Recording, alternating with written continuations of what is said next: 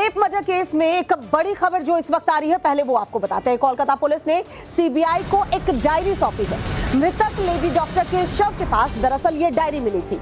बरामद डायरी के कई पन्ने बुरी तरह से फाड़े गए थे। सूत्रों के हवाले से जो खबर मिल रही है, डायरी के फाड़े गए पन्नों को लेकर अब सवाल जो है वो खड़े हो गए हैं कि डायरी के पन्ने क्या पहले से फटे हुए थे या ये पन्ने फाड़े तो किसने फाड़े, क्यों गायब किए गए।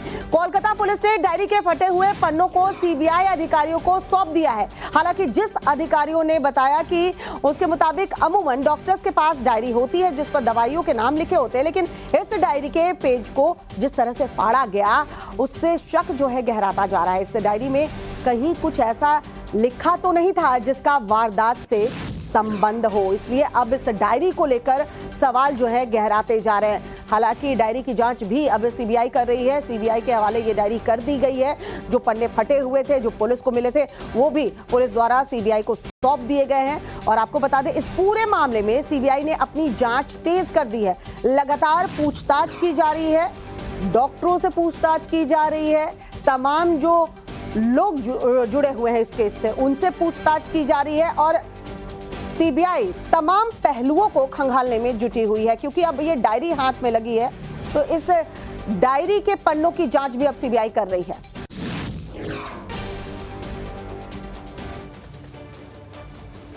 इस वारदात की सीबीआई जांच की महत्वपूर्ण कड़ी के तौर पर फाड़ी गई डायरी को देखा जा रहा है। वहीं इसे लेकर सीबीआई के सामने कई अहम सवाल भी खड़े हो रहे हैं जिसका जवाब तलाशना वारदात की तह तक पहुंचने के लिए बेहद जरूरी है। क्या है वो सवाल, चलिए वो आपको बताते हैं। डॉक्टर की डायरी के पन्ने क्या वारदात के रात फाड़े गए? उन पन्नों में क्या आरोपी या जुर्म से जुड़ा कोई अहम सुराग था? कोलकाता पुलिस को यह डायरी कब, कहां, किस हाल में मिली? डायरी के बारे में प्रिंसिपल या उस रात के स्टाफ से पूछताछ की पुलिस ने या नहीं की? जुर्म की रात क्या किसी मरीज ने भी डॉक्टर के हाथ में डायरी देखी थी? डायरी अगर दवा की है तो क्या जांच भटकाने के लिए फाड़ी गई? पुलिस ने पीड़ित परिवार से डायरी के बारे में कुछ जानकारी ली भी या नहीं? तमाम ये सवाल हैं जो सीबीआई पूछेगी, पूछताछ कर रही है या इस पर जांच कर रही है। इस मामले में सवालों के घेरे में कौन कौन है जरा वो भी जान लीजिए। उसके पीछे क्या वजह है, क्या तर्क है, वो हम आपको बताते हैं। किसकी गर्दन बचाने के लिए ये हमला हुआ है जरा समझिए। नंबर 1, संदीप घोष, पूर्व प्रिंसिपल आरजीकर मेडिकल कॉलेज के कुछ डॉक्टरों और छात्रों ने गंभीर आरोप संदीप घोष के ऊपर लगाए हैं। घोष ने केस दर्ज नहीं करवाया, पुलिस ने बयान नहीं लिया। घोष के इशारे पर सुसाइड की बात घर वालों को कही गई। पहले बहुत गुमराह किया गया घर वालों को। संदीप घोष का टीएमसी से तगड़े कनेक्शन की चर्चा की जा रही है। पीड़ित परिवार ने संदीप घोष की भूमिका पर शक जताया है, परिवार वालों का ही कहना है। नंबर 2 देखिए, अज्ञात घोटालेबाज सोशल मीडिया में चर्चा हो रही है। सोशल मीडिया पर अस्पताल में बड़े घोटाले की दरअसल थ्योरी दी जा रही है। पहचान का खुलासा नहीं करने की शर्त पर डॉक्टर्स ने कहा है मोटी रकम देने के बाद ही थीसिस पास करने की चर्चा है। मतलब इस तरह का घोटाला भी होता था। पीजी सेकेंड ईयर में पीड़िता थी, थीसिस का प्लान था। अज्ञात घोटालेबाजों के बड़े सियासी कनेक्शन की चर्चा सामने आ रही है। नंबर 3 समझिए, वारदात में शामिल सफेद पोश प्रदर्शनकारी डॉक्टरों का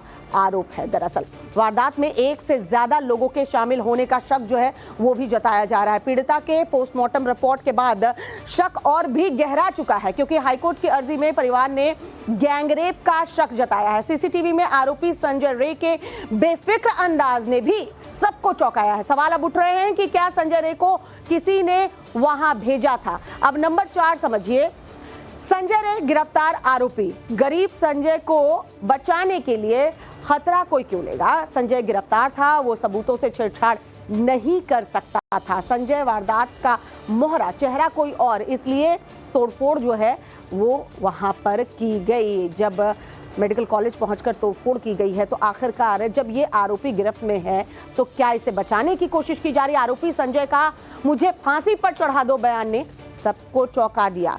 ये खुद कह रहा था कि मुझे फांसी दे दो, मैंने ही ये किया है। रेप के बाद जल्लाद जैसी बेरहमी से हत्या का मकसद साफ अभी तक नहीं हो पाया है।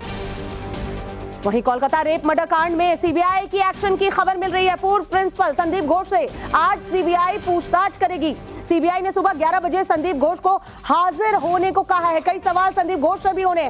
कोलकाता रेप मर्डर कांड में सीबीआई लगातार एक्शन लेती नजर आ रही है, जांच तेज हो रही है। अब पूर्व प्रिंसिपल संदीप घोष को आज सुबह 11 बजे सीबीआई ने हाजिर होने के लिए कहा है। कई सवाल संदीप घोष से बनते हैं, इनकी भूमिका भी संदेह के घेरे में है। जो एक्शन लेना चाहिए था वो प्रिंसिपल रहते हुए इन्होंने नहीं लिया, तो तमाम सवाल जो है सीबीआई के होंगे और सीबीआई के सवालों के सामने होंगे संदीप घोष। तो संदीप घोष से सीबीआई के क्या सवाल हो सकते हैं, जरा उस पर भी गौर फरमाइए। सेमिनार हॉल में रेप मर्डर के बारे में कब पता चला, ये पूछा जा सकता है, और कैसे पता चला, ये सवाल सीबीआई पूछ सकती है। वहीं वारदात की जानकारी देने वालों ने आपको क्या बताया था, वर्ड टू वर्ड पूछ सकती है सीबीआई। वारदात की जानकारी मिलने पर आपने उस वक्त क्या एक्शन लिया, संदीप घोष से ये पूछा जा सकता है। डॉक्टर की बॉडी आपने कब कहां देखा, और देखा तो आपको क्या लगा, यानी प्रथम दृष्टया आपको क्या महसूस हुआ, मौके पर कितने लोग थे और आपने उनसे क्या जानकारी ली। मतलब आप जब पहुंचे, आपने देखा तो आपने क्या जानकारी ली, पुलिस को किसने कब कॉल किया, पुलिस को क्या बताया गया, यानी पुलिस को कॉल किया गया, पुलिस जब आई तो क्या बताया गया, परिवार को किसके कहने पर गलत जानकारी दी गई और क्यों, ये सबसे अहम सवाल। परिवार वाले अस्पताल कब आए, उन्हें कौन हैंडल कर रहा था, आरोपी संजय कब से किस हैसियत से अस्पताल में काम कर रहा था, आरोपी संजय रॉय सेमिनार हॉल में कैसे घुसा, किसी ने बुलाया था क्या उसे, ये तमाम सवाल सीबीआई के संदीप घोष से हो सकते हैं। वहीं एक और बड़ी खबर इस मामले में आ रही है, सीबीआई की साइको एनालिसिस टीम कोलकाता पहुंच चुकी है। आरोपी संजय रॉय के साइको एनालिसिस की तैयारी की जा रही है। जांच में बड़ी लीड मिल सकती है। साइको एनालिसिस से जो है वो संजय के मानसिक हालत को समझने की कोशिश की जा रही है, कहीं जांच को गुमराह तो नहीं कर रहा है, वो जो कह रहा है उसमें कितनी सच्चाई है। और इसलिए ये टीम देखिए अब कोलकाता पहुंच चुकी है। हो सकता है कि संदीप घोष से आमने सामने बिठाकर भी पूछताछ की जाए।